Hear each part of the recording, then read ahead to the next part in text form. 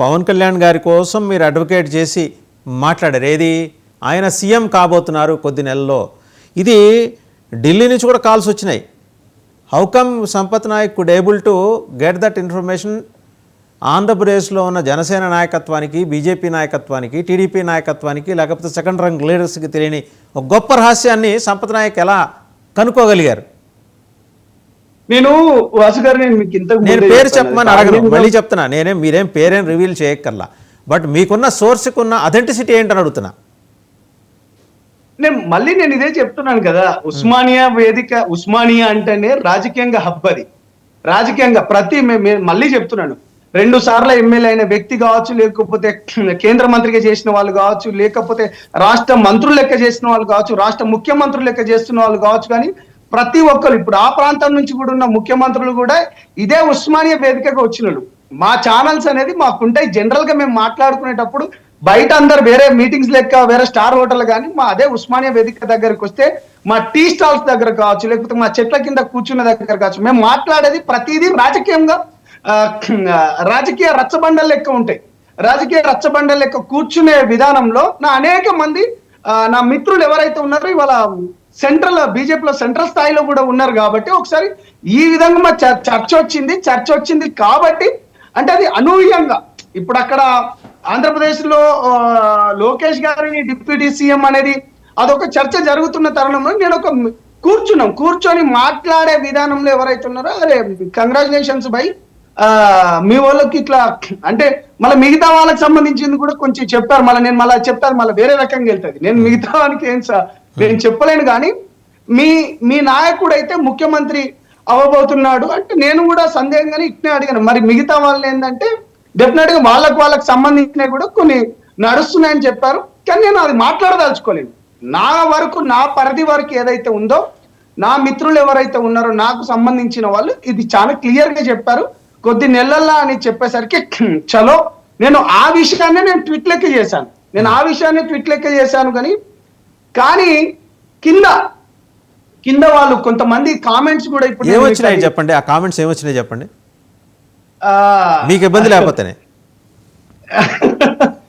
ఢిల్లీలో లొల్లి ఏంట్రా బాబు, టీడీపీకి 135 అంటే వద్దులేండి, అది బాగుండదు. కానీ కొన్ని వల్గర్ వర్డ్స్ కూడా యూజ్ చేశారు.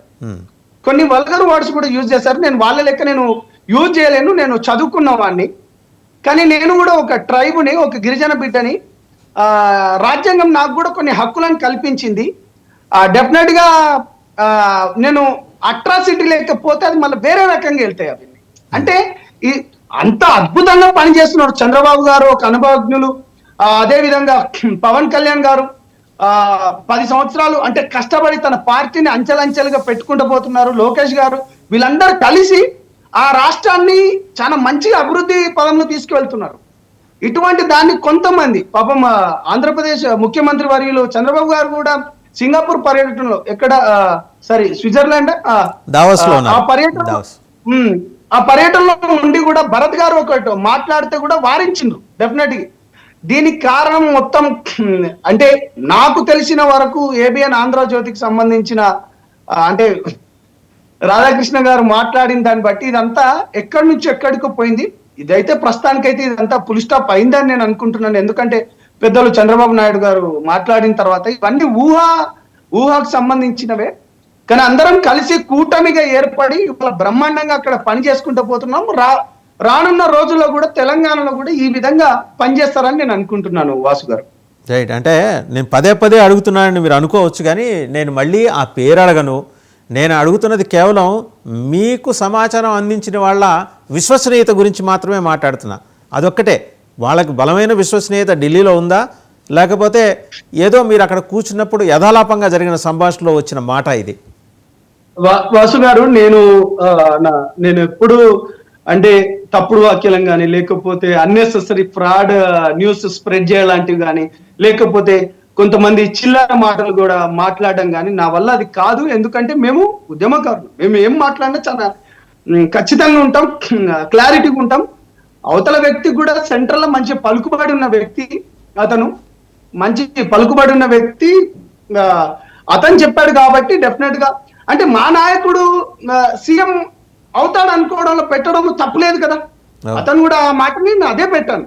ఇప్పుడు ఎవరి నాయకుడు రేపటి రోజుల మీరు గొప్ప ఛానల్ పెట్టదలుచుకోవచ్చు, ఏమైనా చేయదలుచుకోవచ్చు, కానీ నేను ఇక్కడ ఏమంటున్నా అంటే నా మనసులో భావన కూడా దాంతో పాటు అంటే నేను కలిసినప్పుడు ఆ కేంద్రం ఆ వ్యక్తి కలిసినప్పుడు మేము కూర్చున్నప్పుడు మాట్లాడినప్పుడు ఏంటంటే డెఫినెట్ గా ఈ మాట చెప్పారు కాబట్టనే నేను అది పెట్టాను. నేను పెట్టడంలో కూడా తప్పులేదు కదా, నేను పెట్టడంలో కూడా తప్పులేదు. కానీ వీళ్ళు కింద పెట్టే ట్వీట్స్ ఏదైతే ఉందో గౌరవ ప్రధానంగా లేకపోతే రాజ్యాంగబద్ధంగా కొంతమంది ఆ విధంగా పెడితే బాగుంటది. లేకపోతే మనం గుర్తు తెచ్చుకోవాలి. ఏంటిది ఏమని గుర్తు తెచ్చుకోవాలంటే మనకు ఎటువంటి సమయంలో సహాయం చేశాడు, మనకి ఎటువంటి సహాయంలో మన అండగా నిలబడ్డాడు, గతంలో కూడా ఏం జరిగిందో 2018లో కూడా ఏం జరిగిందో అనేది అవన్నీ తెలుసుకోవాలి మనకు. ఎందుకంటే ఇవన్నీ పాఠాలు, ఇవన్నీ మనకు ఇవన్నీ నేర్చుకోవాలి. 2018లో ఏ పార్టీ ఎందుకు వచ్చింది, ఈ పార్టీకి ఏ విధంగా చీల్చింది, ఇప్పుడు 2024లో నేను అదే వేదికగా కూడా నేను చెప్పాను. మీరు నన్ను మొత్తం మళ్ళీ పొలిటికల్ లో తీసుకుపోతున్నారు వాసు గారు, అటు ఇటు లాగి. అంటే గుర్తు తెచ్చుకోవాలి గతంలో ఏం జరిగింది, ఎట్లా ఉంది, పవన్ కళ్యాణ్ గారు ఎక్కడ ఏ సెంట్రల్ జైలుకు వెళ్ళి ఏ రకంగా సపోర్ట్ చేశారు, వాళ్ళ ఆఫీసుల పైన ఏ విధంగా దాడులు జరిగినాయి, వాళ్ళ ఎమ్మెల్సీల పైన గుంటూరులో వైఎస్ఆర్సీపీకి సంబంధించిన ఒక నాయకుడు ఒక ఎమ్మెల్సీని బెంజ్ కారులో పోతుంటే దుడ్డుతోని అతనికి మొన్నస్ చేసిండు. ఆ విషయాన్ని నేను పదే పదే పదే పదే ప్రతి మీడియాలో కూడా నేను మాట్లాడడం జరిగింది. ఎందుకంటే ఈ రకమైన దాడులు కరెక్ట్ కాదు, ఎందుకంటే ఈ రకమైన కక్షపూరితమైన దాడులు కరెక్ట్ కాదని చెప్పేసి ఆ రోజు వైఎస్ఆర్సీపీ పైన కూడా నేను అనేక రకంగా మాట్లాడదలుచుకున్నాను. ఎందుకంటే ఈ కిందర తొత్తర బొత్తరగాళ్ళు ఉంటారు, కొంతమంది లొటపీస్ గాళ్ళు ఉంటారు. ఇక మా తెలంగాణ భాషలో మరి నేను ఇదంతా మీరు ఎటో తీసుకుపోతున్నారు వాసు గారు. కానీ ఈ లొటపీస్ మాటలకు అంటే పట్టించుకునే పని లేదు. కానీ బ్రహ్మాండంగా అవన్నీ గుర్తు పెట్టుకోవాలి. వీళ్ళు కూడా కొంచెం గుర్తుకు పెట్టుకొని దాన్ని సఖ్యతగా మంచిగా నడుస్తున్న బండిని దాన్ని ఆ విధంగానే తీసుకుపోవాలని నేను డెఫినెట్ గా నేను కోరుకుంటున్నాను. అంతేందుకండి పవన్ కళ్యాణ్ గారు ఎంత గౌరవం ఉంటే చంద్రబాబు గారి పైన ఇంకా 10 ఏళ్ళు చంద్రబాబు గారే ఉంటారు అని కూడా ఇంత మంచిగా చెప్పిన నాయకుడిని కావాలనే అంటే నిజంగా అంటే కొన్ని నేను మాట్లాడదలుచుకుంటలేను. అమిత్ షా గారు వచ్చిండ్రు మొన్న మీటింగ్ కు, కేవలం 2 చైర్లు పెట్టడం ఏందండి? డిప్యూటీ సీఎం పదవి ఆయనకు నిజంగా పవన్ కళ్యాణ్ గారికి ఎంటుకతో సమానం అండి. నేను ఇవాళ ఈ డిబేట్లలో ఇట్లా మాట్లాడదలుచుకోవద్దు, కానీ నేను ఒక తెలంగాణ బిడ్డలకి మాట్లాడుతున్నాను. డిప్యూటీ సీఎం అనే పదవి పవన్ కళ్యాణ్ గారికి ఒక ఎంటుకతో సమానం. డిప్యూటీ సీఎం అనే పదవికి వన్నె తెచ్చిన వ్యక్తి అతను. పవన్ కళ్యాణ్ గారికి డిప్యూటీ సీఎం అనే ఆ పదానికే హోదాకు ఒక అలంకారం, దానికి ఒక గొప్ప పేరు తెచ్చిన వ్యక్తి అండి. తన పనులు తాను చేసుకుంటూ పోతున్నాడు. అక్కడ దగ్గర 6 నెలలు 6-7 నెలలు అవుతుంది అక్కడ రాష్ట్రం ఏర్పడి, విరామం లేకుండా కష్టపడుతున్నాడండి, విరామం లేకుండా కష్టపడుతున్నాడు.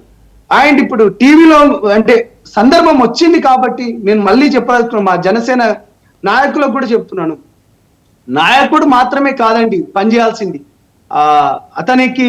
అతని ఎంబటున్న కేవలం మన పవన్ కళ్యాణ్ గారు మాత్రం కాదు, కిందున్న ప్రతి ఒక్క నాయకులు బలంగా మనము అతని భావజాలాన్ని లోపలికి తీసుకెళ్ళాలి, తనకి బలంగా నిలబడాలి. డెఫినెట్ గా చెప్తున్నాం.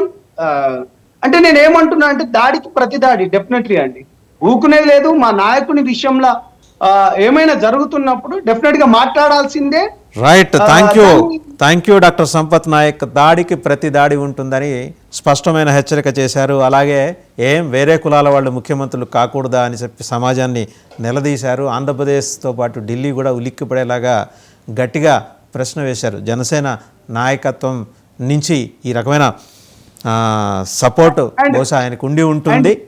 చెప్పండి. అండ్ ఫైనల్ గా వాసు గారు, నేను ఎందుకంటే మా నాయకుడు నాకు నేర్పించింది ప్రశ్నించే తత్వమే కాబట్టి డెఫినెట్ గా తిరుపతిలో ఏదైతే ఉన్నదో మా కమ్యూనిటీకి సంబంధించిన వాళ్ళు కూడా మా హక్కు కూడా ఉండాలని కూడా కోరుకుంటూనే ఉంటున్నాను. రైట్, బంజారాలకు టీటీడీ సేవా మండలి, పాలక మండలి అనే పేరు మార్చి సేవా మండలి అనే ప్రతిపాదన కూడా తీసుకొస్తున్నారు. సేవా మండలిలో బంజారాలకు ప్రాతినిధ్యం కల్పించాలన్న సంపత్ నాయక్ డిమాండ్ అని రాష్ట్ర ప్రభుత్వం పరిగణలోకి తీసుకుంటుందని ఆశిద్దాం.